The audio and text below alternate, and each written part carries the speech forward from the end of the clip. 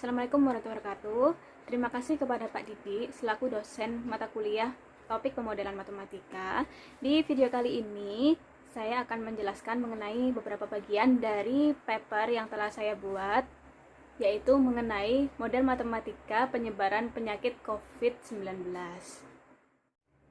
Baik, terlebih dahulu saya akan memberikan sedikit penjelasan mengenai penyakit COVID-19 ini. Jadi, pada tanggal 31 Desember 2019, WHO atau World Health Organization, kantor negara Cina, itu mendapatkan pemberitahuan bahwa terjadi kasus pneumonia dengan etiologi atau sebab yang tidak diketahui terjadi di kota Wuhan, Provinsi Hubei, Cina. Kemudian WHO melaporkan bahwa novel coronavirus atau 2019 nCoV diidentifikasi sebagai virus kausatif oleh otoritas Cina pada tanggal 7 Januari 2020. Virus ini telah menyebar secara internasional dalam waktu 1 bulan sejak pertama kalinya diidentifikasinya virus ini. Dan virus ini bisa menyebar melalui close human-to-human contact. Kemudian, WHO mengumumkan COVID-19 sebagai Public Health Emergency of International Concern pada tanggal 1 Februari 2020. Sebelumnya kita tahu bahwa penyakit yang disebabkan oleh virus corona ini dikenal dengan nama 2019 novel coronavirus atau 2019 nCoV.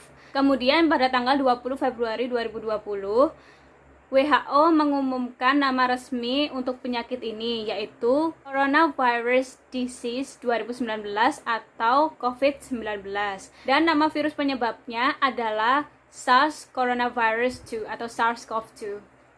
Nama virus tersebut dipilih karena secara genetik berhubungan dengan coronavirus yang bertanggung jawab atas terjadinya wabah SARS tahun 2003.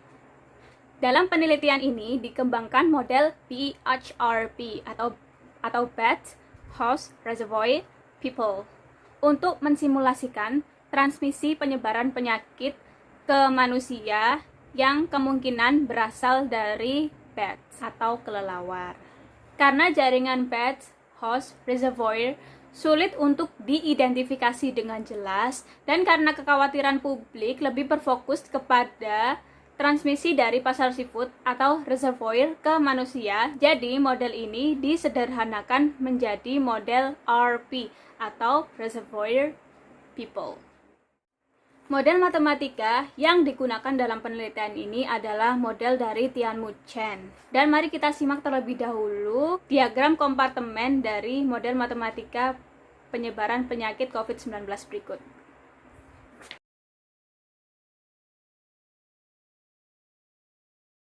Baik, sekarang saya akan menjelaskan diagram kompartemen model transmisi Bat, Host, Reservoir, People. Saya akan menjelaskan diagram kompartemen dari transmisi PHRP ini sambil sesekali melihat diagram kompartemen yang saya sudah cetak di kertas HVS ini. Jadi, di dalam diagram kompartemen ini terbagi menjadi 4 subkompartemen, yaitu subkompartemen Bat, Host, Reservoir, dan People.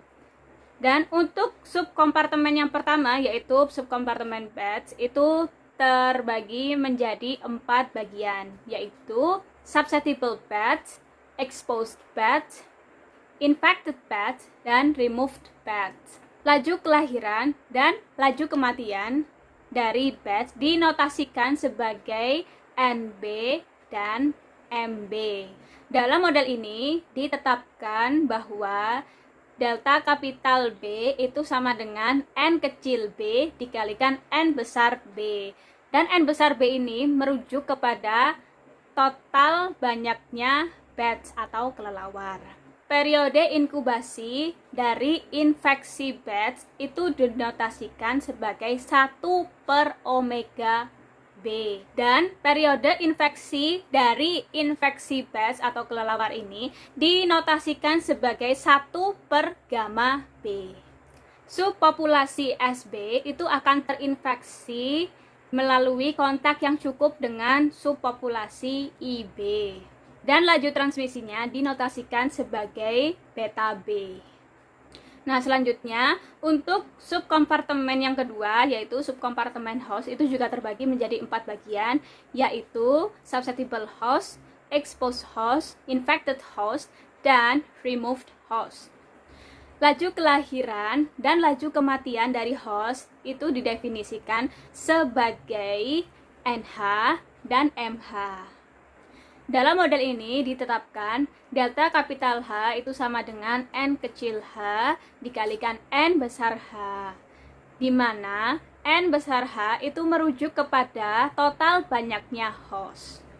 Periode inkubasi dari infeksi host itu dinotasikan sebagai 1/omega H, sedangkan periode infeksi dari infeksi host itu dinotasikan sebagai 1/gamma H. Subpopulasi SH akan terinfeksi melalui kontak yang cukup dengan subpopulasi IB dan subpopulasi IH. Dan laju transmisinya masing-masing didefinisikan sebagai beta BH dan beta H. 2019 nCoV di pasar seafood atau reservoir ini dinotasikan dengan W besar. Diasumsikan bahwa laju pembelian ecer dari host di pasar adalah A, dan bahwa prevalensi 2019 nCoV dalam pembelian adalah IH per N besar H. Karena itu, laju 2019 nCoV pada W diimpor dari host adalah A, W, IH per N besar H, di mana N besar H itu adalah total banyaknya host. Kemudian diasumsikan pula bahwa symptomatic infected people atau orang yang terinfeksi dengan gejala dan asymptomatic infected people atau orang yang terinfeksi tanpa gejala dapat mengekspor virus ke W dengan laju mu P dan mu aksen P. Meskipun asumsi ini terjadi pada probabilitas yang rendah. Virus pada W meninggalkan kompartemen W dengan laju epsilon W, di mana 1/epsilon adalah durasi hidup dari virus tersebut. Untuk subkompartemen yang keempat, yaitu subkompartemen people, itu terbagi menjadi 5 bagian, yaitu susceptible people atau SP, exposed people atau EP, symptomatic infected people atau IP, asymptomatic infected people atau AP, dan yang terakhir removed people atau RP, dan ini termasuk orang yang sembuh dan orang yang meninggal. Laju kelahiran dan laju kematian dari people ini didefinisikan sebagai MP dan NP. Dalam model ini ditetapkan delta kapital P itu sama dengan N kecil p dikalikan N besar P, di mana N besar P itu merujuk kepada total banyaknya people atau manusia. Nah, kemudian untuk periode infeksi dan periode laten dari infeksi manusia itu didefinisikan sebagai 1/omega P dan 1/omega aksen P.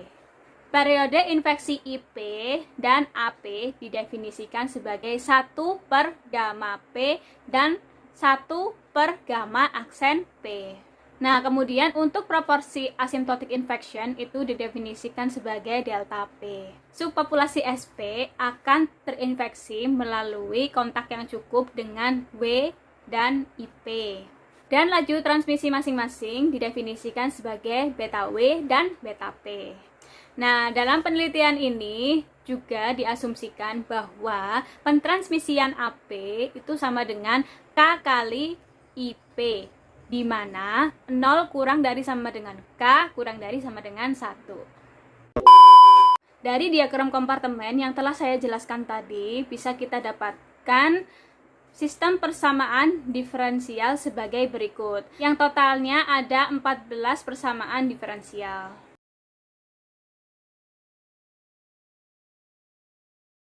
Nah, selanjutnya saya akan menjelaskan mengenai penyederhanaan model transmisi reservoir people atau RP. Berdasarkan informasi yang kita ketahui, diasumsikan bahwa 2019 nCoV itu diimpor atau masuk ke pasar seafood Huanan dalam waktu yang singkat.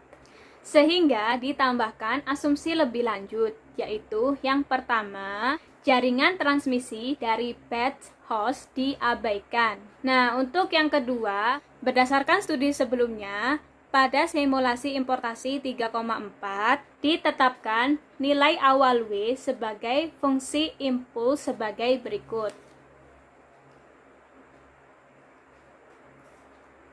Dalam fungsi impuls tersebut, N, T0, dan TI merujuk pada volume 2019 nCoV yang diimpor ke pasar, waktu awal simulasi, dan interval importasi.